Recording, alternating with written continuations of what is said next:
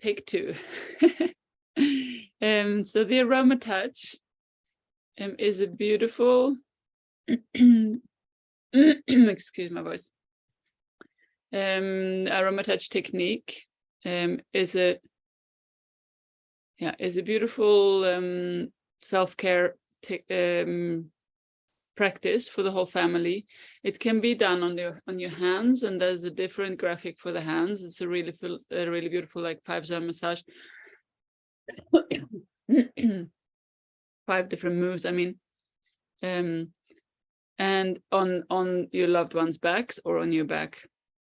So these graphics are really simple, but you can kind of imagine what they mean. Like, you massage up the back with an oil, you massage clockwise, and then you have like this cranial sacral hold where you gently hold on the back and on the sacrum. The aroma touch technique addresses the 4 pillars of health identified by Dr. Hill: stress management, supporting immunity, inflammation, and homeostasis. And obviously these 4, they're huge in the underlying fundamental reason maybe why we do self-care. It is stress management. It does support our immunity. It is anti-inflammatory. If you look at what Kitsi wrote, that she does the dry brushing, and Freya does the bone broth in the morning. It's all anti-inflammatory measures too, right? And homeostasis is just to have that balance of giving and taking, and healing and using the body. So we start with balance. And that brings calm and balance and homeostasis to the nervous system, but it also is cell protective, obviously. And that's the first oil aroma touch suggests we should go through. And then lavender follows, and you have a little bit of a new move in there with the palm slide and the 5-zone activation. And all of this can be enjoyed, actually. You can have a look in the Modern Essentials book, for example. There's a whole chapter on this. And there's demonstration videos online and so on, if you're not sure how to do the moves, or you just figure something out. Like, it doesn't have to be a perfect massage. You just massage how it feels beautiful and how it feels meaningful. Tea tree comes in with the protectiveness and the immune system support. And we put a couple of drops each time. So if you're worried about that it's a lot of essential oils on the same spot, you just put some fractionated coconut oil, but the balance has some fractionated coconut oil in it. So there is some going on because you've started with balance.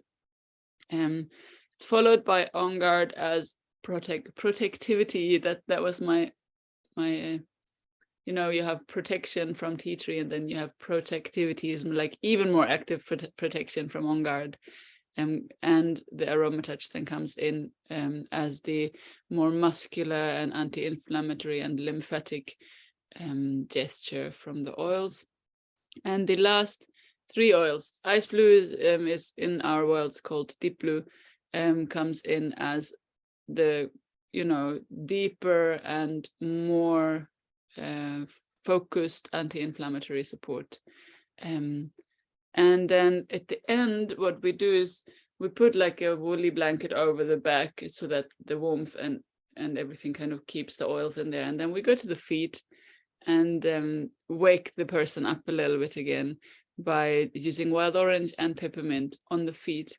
And that's really, we start on the feet and then we go to the back too and apply these. And there's like an energy boost then at the end of this massage. So most people that have experienced it really dig that moment where you've gone deep in relaxation, you've given your body that anti-inflammatory and kind of detoxing effect too. And then you go in and give that little boost so that you can get up and like wake up again out of your slumber. So sweet. It's such a great massage. Everyone I've given it to ever has really enjoyed it.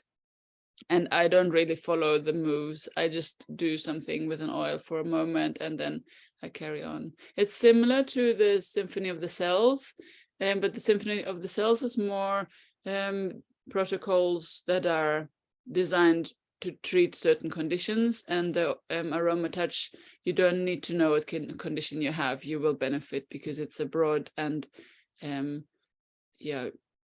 what's the word, universal kind of protocol.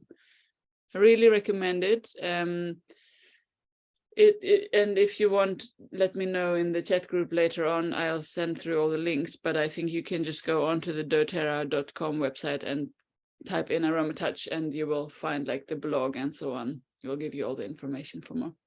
So let's move into the next sense that we use for self-care.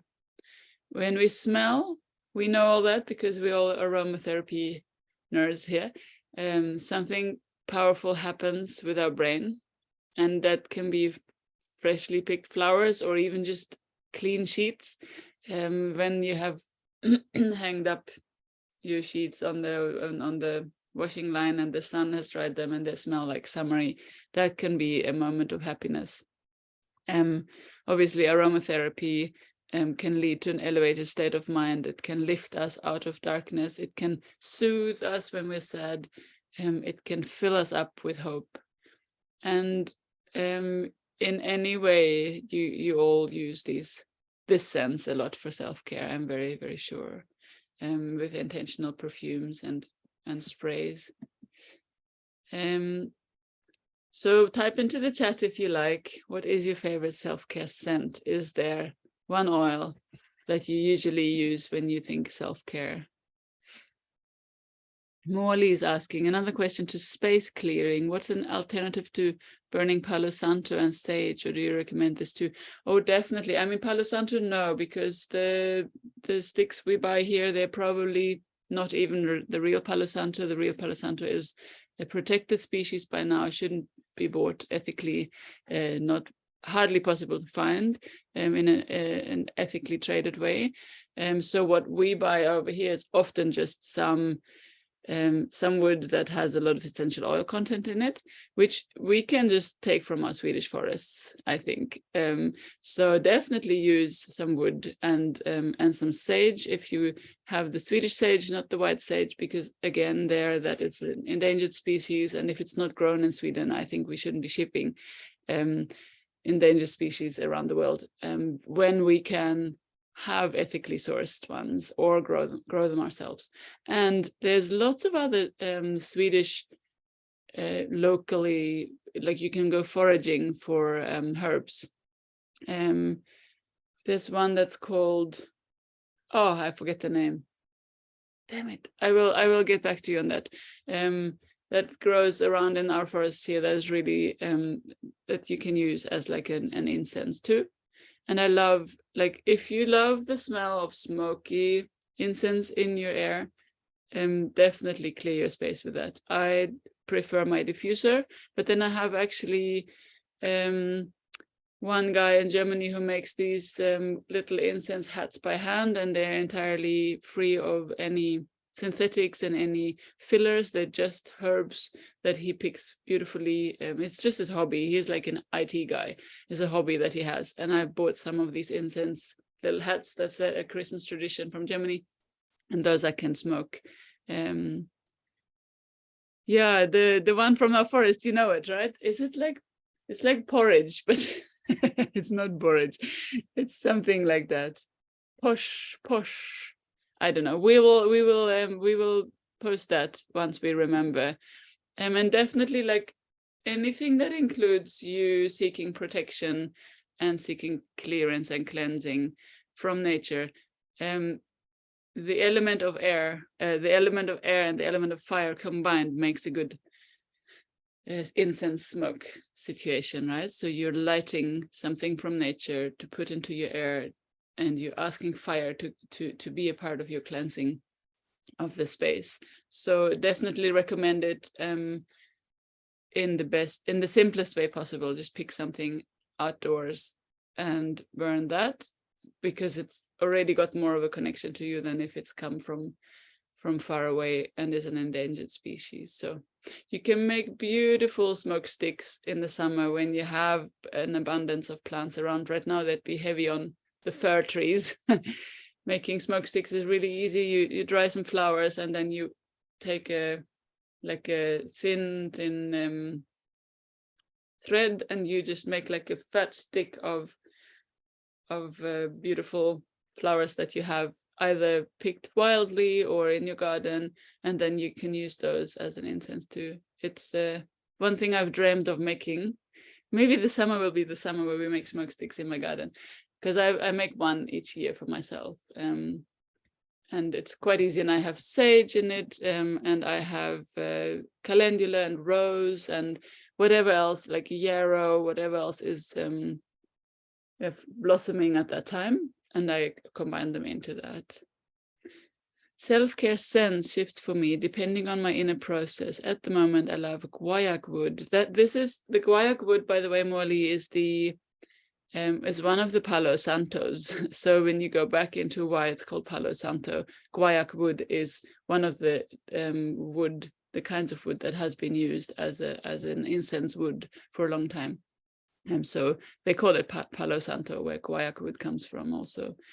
So there you have a beautiful essential oil that can be, it's more ethically sourced, and it's more pure than any of the sticks we can buy in a hippie store or in a health food store here. So that in your diffuser is amazing. Supermint and bergamot. Guaiac wood, supermint, and bergamot. Wow. Oh, and citrus bloom. It's a classical Ketsia one. And clary calm on certain days of my cycle. Exactly same here. So that's my go-tos would be also clary calm is one part of the cycle. I go to clary calm for self-care. And then I think it's definitely depending on what day of the week it is. Lots of motivate going on weekdays when it's school time and I have to get up early over here. Motivate is one of my, when I learned about the concept of self-care, I had just bought my first motivate, and I think that is also why it just happens to be that the scent anchored in the concept of self-care. I hadn't ever heard about it before I started with oils, which is interesting because I was already a mom for 4 years then, so a bit late to the party. But yeah, I think motivate can be a beautiful, it doesn't have to just be an engaging and uplifting blend. It can also just be a blend to remember, to resource. So beauty, the sense of beauty, that's an interesting one, because I feel like I resource when I see beautiful things, when I can watch beautiful movies, look at beautiful fashion, when I engage in beautifying my home and putting flowers somewhere, or cleaning a window, or putting my crystals out in a new way.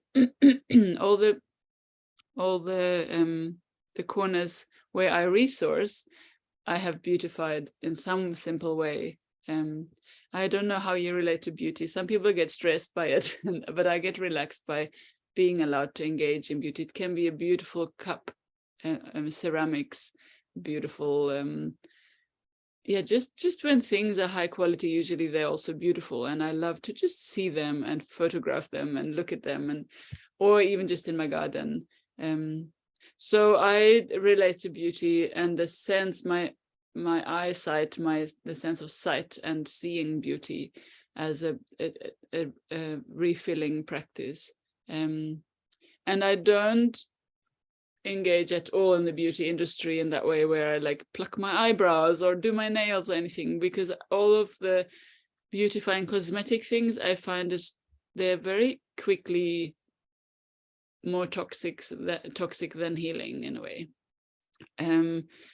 Because I think I'm also still on on the way out of that industry, in that way that I don't want to engage in all the products that the beauty industry wants to sell to me anymore. I want to make them myself, or like figure out why they would be needed and like find alternatives. So it's when I say the sense of beauty, it's more like, how do you actually refill without criticizing anything, without just with experiencing beauty in itself. How does it fill your heart? I think if you're an artist, you know what I mean. Yeah, Freya, yes, beauty is so important. To go to galleries and be in beautiful architecture, self-care for you too, yes. And Morley says, my blend with myrrh and davana has been an important oil for me this winter, but it's out now and there's nothing available on doTERRA now. Any recommendations of alternatives? My best recommendation is that you come to my house and refill, because I know you can. And then myrrh, hard to be replaced, but sandalwood would be something that touches me in the same, on the same heartstring like myrrh. And davana is so individual, like it's such an individual scent. Osmanthus is very close, but it's not, there's nothing that compares to davana. So you'll have to keep your eyes peeled because davana will pop up again. I know that they have these, doTERRA has these limited time offers, and they pop in and out for like different sales or different occasions. So, and Philia's here. Welcome, Philia. And we're right in the using your senses for self-care part of my presentation. An Aromagi face oil I received from you, Kata, is also a big part of self-care. I feel like a queen applying it to my face. Oh, and that was a personal blend I made just for you, right? For your birthday. That was beautiful. I don't even remember what's in it. I think I may have written it on there.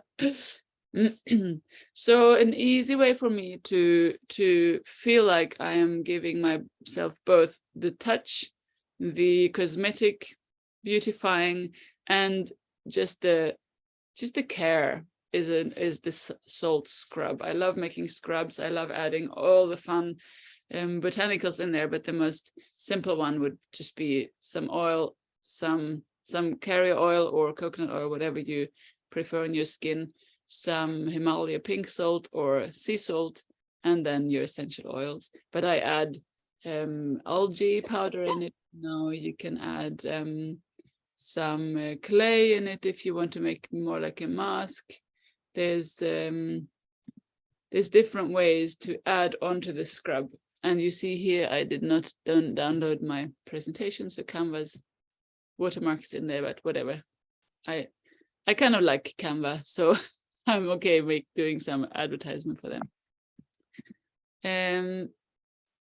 Now the sense of taste is one of my most used senses for self-caring, and that's interesting because I know that it can be problematic when you use your mouth in order to resource only. You can start eating just because you're drained emotionally. You can just start stuffing your face, you know, like there's pathogenic ways of using taste or eating as a coping mechanism, and that's not really what I mean when I say we use the sense of taste as a self-care practice. Is that when we make delicious things, they can still be healthy and they can still be in the scope of our nutritious whatever we do, however we live nutritiously, but just to allow yourself to put in more of the spices, to put in an essential oil maybe into whatever you're going to drink, to add some honey, to like make it more delicious as an intentional practice. I think it can be really fun, and it can be really that joy of using that sense of taste, because it's quite a practical sense otherwise. Like, okay, something tastes good, we eat it a lot, and you know, most of the healthy things you have to kind of get used to because they taste weird in the beginning, and so it's more like a mental sense maybe, and it's been used 3 times a day. But if we use it intentionally, that's probably why I enjoy ceremonial cacao so much, is that it can be engaged in this way of like, oh, you can taste something. When we drink wine, even though I don't recommend drinking alcohol too often, but when you drink a really good wine, just like the really good cacao, like there's a really good coffee, you do it seldomly because it's probably a more pricey option too. There's already a natural boundary kind of on there, and there is something that you can discover that can be a part of the self-care landscape. For me, it is. Tell me if you have engaged in ceremonial cacao before. So I am a partner to Fly Cacao. And that's why I put in these 2 slides now in case you want to try. Fly Cacao is non-profit. It's super transparent. They're beyond fair trade. They are intentionally produced. They're blessing all their batches. Minimal processing, single origin, tested for heavy metals and molds. They're the only ones that do that. Delicious taste, super delicious taste, and it gives you that energy that cacao does. That where you don't go into jitters, where you don't go into overactive, but it's more that warming and loving energy, self-love energy, and super creative stimulation of creativity. And Molly, I know you love cacao. And it is true, like you can play with the taste and you can imagine it's not like eating chocolate, it's a different experience. But it is the original chocolate. So that's why we are all into chocolate, because people were eating this kind of cacao. And that's what we fell in love with originally. And then the chocolate industry went all ballistic and sugary, but this isn't sugary. If you want to try cacao, I have to move on, but I could talk about this forever. Take out your phone now and scan this QR code, because I have that's a link to where you can buy the cacao that I love, and there is a code for 10% off. You can screenshot this too, just in case you've never tried. You can take this chance now. They come from England. It's a bit of a hassle to get them into Sweden if you're in Sweden, but in Germany it's much easier to get hold of them. So the next sense that I want to talk about is the sense of warmth. So the sense of warmth is not our sense of touch. The sense of warmth is our existential survival mechanism of our body sensing all the time, am I warm enough? Am I warm enough? If that sense is off, we can hypo or hypertherm ourselves. It's the word of hypothermia I'm trying to build something new of, and so we can be out of balance with our body temperature. Here we go. And so the sense, our bodily sense of warmth is really important, and if we can engage with it, we can work with it as a self-care measure. We can make sure that we are warm enough around our neck, in our feet, around our kidneys. Really important for women to be warm enough there. And if you are often too cold, then it's really a good idea to have essential oils that are stimulating as like a self-care practice, to apply them, because they will help you keep your temperature. My battery is out, so I have to run and get the charger, but I wanted to leave you with a new slide. Oh yeah, this is a nice one. So we pause here. Think about your sense of spirituality. Do you sense the spirit? And can that be a self-care practice? And I will run down and get my charger and leave you with this thought for 1 minute.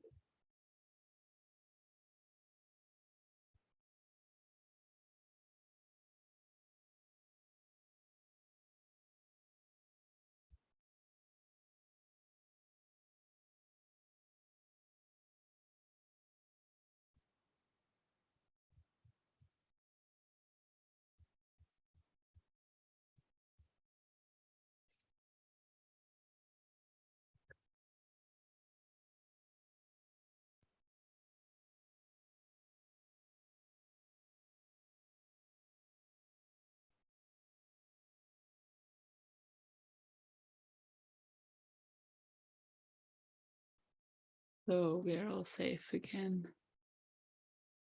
Oh, here's a playlist that Morley shared to dive into regularly to heal and nourish. Oh, thank you for that. I love playlists. I'm going to actually copy it out. Oy. No, let's do that later. Now I lost you guys. Here we go. Thank you, Molly. That's amazing music. It's when I gave this presentation, somebody said, but you forgot the sense of hearing. And I said, yes, because actually for me, my ears thrive the most in silence. So for me, a self-care through hearing is like a self-care through not having to hear anything. And so that's why it actually just fell out of my presentation, of my planning. But obviously many people definitely fill up through audio and get really touched in their hearts and really relaxed directly. And because audio, the same as touch, is definitely one of our first senses that we develop and that we use to figure out if something is stressful or not, and if something is good or not. And so it's really an important one. So for me, spirituality is a huge part of my self-care now. It didn't used to be, because I didn't really know if I was a spiritual person for a while, and did I believe in something. And that's become a lot more clear in the last couple of years, or year maybe, that the most important, or one of the most important things I can do is to reconnect to my sense of trust and faith, in order to stop worrying, because nothing else helped me. I'm a very worrisome person. I can worry so much about the future, the past, everything. And just by praying, actually, I can stop that worrying from happening, because something bigger comes in, something that helps me forget the worry for a moment. Molly writes, I pray regularly to the angels, guides, and whatever else I feel connected to, especially every evening after putting my babe to sleep besides the bed. Thank you for sharing that. Molly, you can always share your playlists into the Telegram group if you feel inspired to do that. Please do. That would be lovely to engage in, because that's really something that I'm not good at. And I can be inspired in so many different ways, and then I'm always like, it would be nice with some music, but I just wouldn't know where to look. So yes, so let's move into the next chapter. Self-care using the elements. Now we're becoming a little bit more practical again, I suppose, or more like, how can you do this? We can ground ourselves by standing on the earth, and that's, or laying on the earth, actually, belly down is best. And that's not just for, we know that when we ground, actually our body, when we have connection to earth, we pick up ions and we release. So this is like an electrical discharge kind of happening. But also what happens is that actually our body's glucose levels get balanced just by us touching the earth, which I find really fascinating. Like, why the heck would it do that? But it does. I mean, the glucose goddess, she's a scientific gal. That's who I'm quoting this from. So do the earthing. I mean, it's a bit hard in Sweden in winter to find a patch of earth that is open. I do stand in the snow every now and again, but that's a little bit of a different feeling. I find that's more of an energy boost, like you get charged kind of, but with earthing, actually the discharge is really important too, where you may be carrying so much already and you just release it into the earth. We can do it imaginatively in meditational practice too, but doing the real thing is a different feeling. Forest bathing. The element of the forest. Don't you love how I add on elements and add on senses here and there too? So for me, the forest is definitely an element, because it's such an organism, and it kind of represents part of nature. So I could have written nature as an element, but I think forest is more. It's that kind of that. It's very defined what that element brings. Forest bathing. The term emerged in Japan in the 1980s as a physiological and psychological exercise called Shinrin-yoku, forest bathing, or taking in the forest atmosphere. The purpose was twofold: to offer an eco-antidote to tech boom burnout, and to inspire residents to reconnect with and protect the country's forests. So this is a beautiful movement, I find, that you both by engaging with the forest, you can heal yourself, but also you can reconnect and remember that we need the forest and not forget it in this technological world. We need nature, not just the forest, but part of nature is the forest, right? And that we can go there and resource is beautiful. And obviously in Sweden, you can pick things there too. In Germany, they never do. I think it's because there's just not that habit anymore. But in Sweden, we can go and pick blueberries and mushrooms, or those little green leaves, harsyra. What are they in English? Oxalis, I think is the word in English. Very yummy. Here's my next Canva advert. The element of air. We all know this, and we all do this, right? We breathe, and we do breath work when we breathe more deeply for therapeutic purposes. Let's take a breath. So people often perform breath work to improve mental, physical, and spiritual well-being. And then the definition would be of breath work that you intentionally change your breathing pattern to, most of the time, more deep breathing. Sometimes it's more surface breathing too, and more quicker or more broader. There's different kundalinis that you can follow, kundalini exercises. But I think the main point is that to connect with your breathing and to breathe into your belly, because there already when we send down those, the awareness to breathe into our belly, that's where we actually get a hold of our vagus nerve, which is our self-care nerve, kind of the nerve that goes from our brain all the way down into our torso and around our organs, and is asking the organs all the time how they're doing. We are caring for ourselves through that nerve, and we can tell that nerve that it's all right and that we're not in stress by breathing deeply. And it can promote relaxation, and also obviously we can get energy because we can oxygenize better when we breathe more naturally. Because also when we're stressed, it's kind of a denatured breathing. We don't release as much CO2. We don't take in as much new air. The gaseous exchange is kind of suboptimal. And when we start breathing deeply, in a bit shorter than out, so out a bit longer than in, the gaseous exchange can become more effective in our lungs. The next element is fire. And with fire comes warmth, and warmth actually means infrared light. So we have the sun represented here, obviously. And I wanted to dive a little bit into red light therapy. This is something that I am engaging in as much as I can see the sun at sunrise and sunset and in front of my fireplace. But I'd love to have one of the sauna blankets. I know, Molly, you're also it's also on your wish list. I know. I just said it at the same time as you wrote it. So, oh my God, my mouse is gone. And just a second, I can't close the chat right now. Okay, let's carry on anyways. Red light therapy has been shown in numerous studies to be beneficial to an assortment of issues. Red light therapy has been shown to improve skin conditions, medically diagnosed mild arthritis, fat loss, helping with acne, boosting muscle recovery, and even improving your sleep. You can read more on the website where they are. Sorry, I just had to find the mouse. Here we go.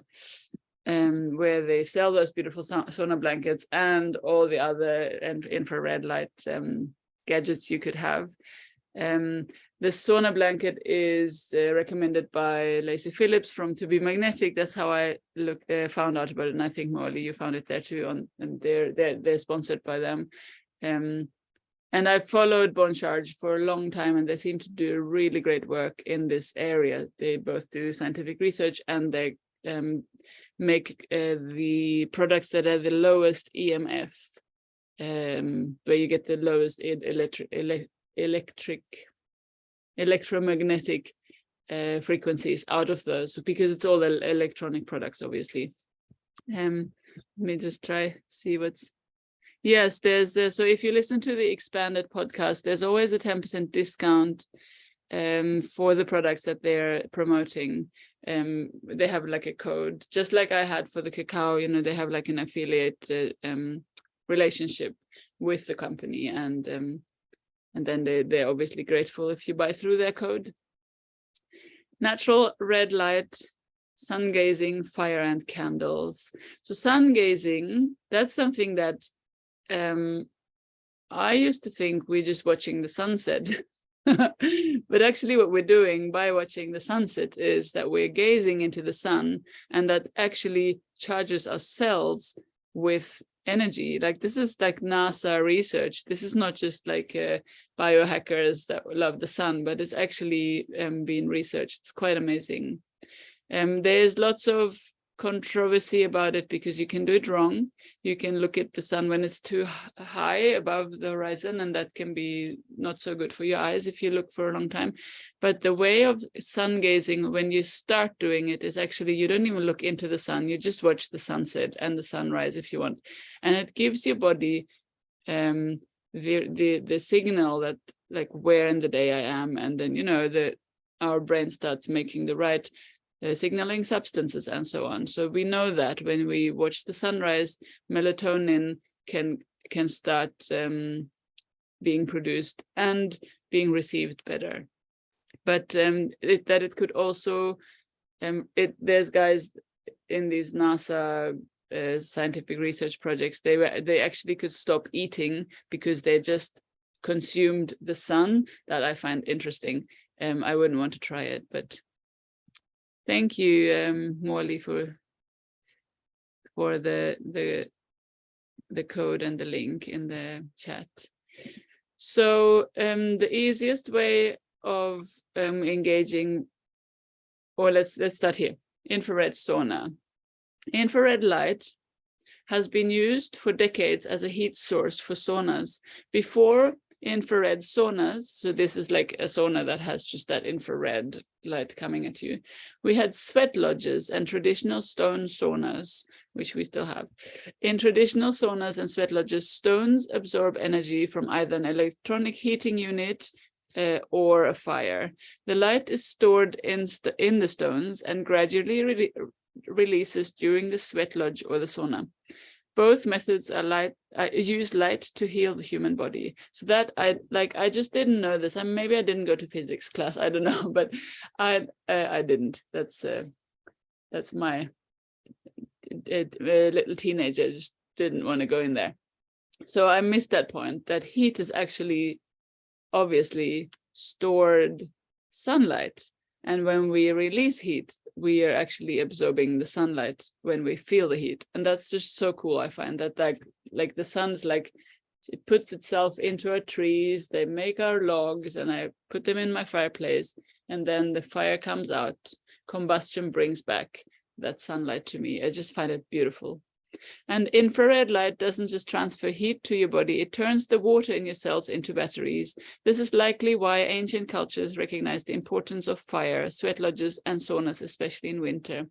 It is not a coincidence that sitting down next to a fire is so comfortable.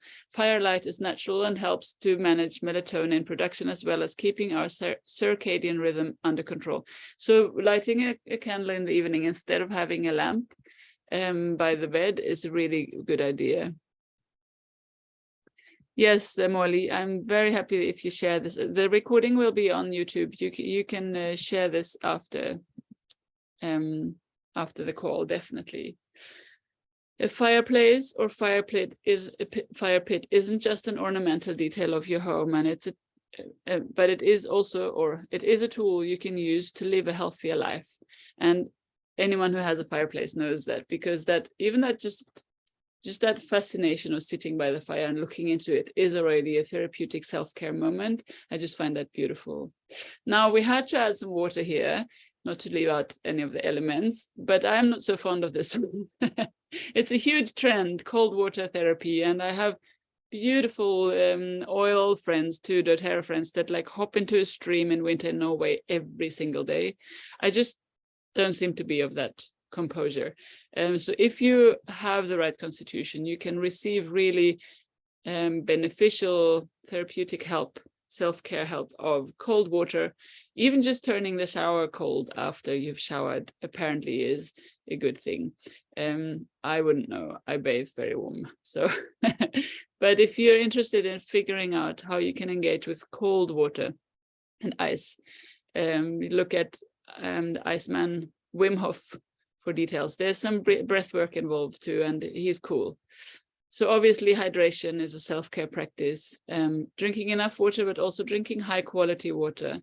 That's where I think self-care is like when the normal practical things end and you upgrade them, I find, to a higher quality. And for me, that is filtering water and remineralizing filtered water, and or making herbal teas, making adrenal cocktails, all this kind of hydration where you add more to just the water. Obviously essential oils in your water too. Let's see what comes now. Okay, let's now, this was the part in my real life workshop where we started making things. So this was a make and take. But obviously now we can just think about making things and drink our tea if we have one. Tea and infusions, a beautiful way to connect to nature and intentionally hydrate, but also fill up on minerals and fill up on flavonoids. And there's lots of things in herbs that are beneficial for our care, especially if you choose them intentionally. And you could share in the chat, what's your favorite cup of tea? What's your favorite warm drink and why? That would be lovely. The next suggestion, and you girls know that, tinctures and essential oils. And they can be easily made at home. Not the essential oils, you've got to have a distillery for that, which, you know, we could start discussing having one soon in my garden. But making tinctures is actually quite easy. You can make them alcohol-based, you can make them based on other non-alcoholic carrier substances. And you can play with even making flower essences. You can play with making everything yourself. There's YouTube tutorials, and there's Herbal Academy, which is a really beautiful place to go for inspiration. And they have lots of free resources before you start buying the courses. You can engage for free. And then I wanted to have named that you can obviously bathe yourself in herbs and yoni steam. So you can steam your yoni in herbs. And if you want to know more about yoni steaming, go to moonwomb.com. That's my friend Amy. She's a beautiful person that makes you a yoni steaming protocol, very simple, a couple of herbs that you can steam over, and she can teach you how to do it. It's not very complicated. You can figure it out yourself. The one things that we don't do is we don't steam our yoni when we're bleeding or when we're pregnant, because it's just when we're bleeding, we don't want to bleed more than we naturally do. It can open the capillaries. And pregnancy, we want to wait until it's time to birth, and then we can yoni steam. Yoni steam can be a really beautiful ritual. It does take some time, so I've paused my practice because I don't feel like I can relax into that amount of time it needs. It's kind of like towards that Ayurvedic. If you make Ayurvedic recipes for yourself, they usually take quite a lot of time, and I've rationalized them away. But if you have the time, please explore this. It's beautiful. And then how to infuse botanical oils. Right now, the only thing that we can forage out in nature that gives us anything, obviously in winter, is the fir trees, but they're beautiful, beautiful add-on into your skin oil. So what I suggest, if you have a smoothie mixer, get some jojoba oil, go pick some fir trees, fir needles of any kind, and then you just make a smoothie of that. You let that sit together for a while, and then you drain it through a cheesecloth or like a filter, so that the coffee filter is a little bit too dense, and you use that as your carrier oil. You've gone next level. And bath salts, same thing. You can go pick some fir trees, mix them in the smoothie mixer with some bathing salts, whatever you use, and you have made yourself a foresty green bath salt that costs you hardly anything. You can obviously add essential oils. You girls know that already. And that's the end of this self-care workshop. Here's just a note for those that are wondering, where do I get the best ingredients and so on. Just have a list of what I try to wonder about before I buy. If a company is trustworthy, if you know somebody who buys from them, or you know somebody who sells them, then you go that way. You have they tested their ingredients, and are they transparent about the test results? Is it the third-party testing? Do they direct trade? Do they have direct relationships to their farmers? Are they organic or beyond organic? Do they use fragrance? Hopefully not. Are they food grade? If you buy Epsom salts, for example, it's nice to find the food grade ones, so you don't have the heavy metal contamination problem. And how fresh are the products? When I used to try to buy these botanical carrier oils for my skin. For example, from Fushi, all this like rosehip oils and all the seed oils and so on. And they actually were the only ones where I found comparatively that they were quite fresh. The other ones smelled a little bit oxidized in comparison. And now I don't buy seed oils anymore for my skin, because I know how quickly they actually oxidize while I have them on my skin. Sunshine comes on there, like just daylight, and oxidizes the very carrier oil. And I don't want my skin to have to deal with that. So I stay away from all those complicated rosehip oils and so on. I just go for jojoba because that's stable, but we're all different. And then obviously I love a philanthropic people caring mission in the company that I buy from. So if there is a way to figure that out before you buy, then do that.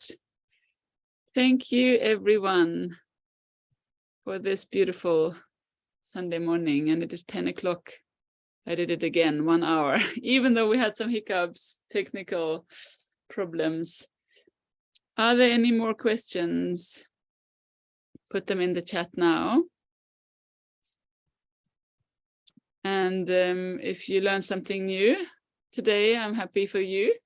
If you just got reminded of the things that you already know, good for you, and go do them more. I think we can all benefit when we get reminded how to shape our days. Oh, thank you, Molly. You have a self-care word for today: permission. Yes, yes. Permission over perfectionism. Maybe that's a good one.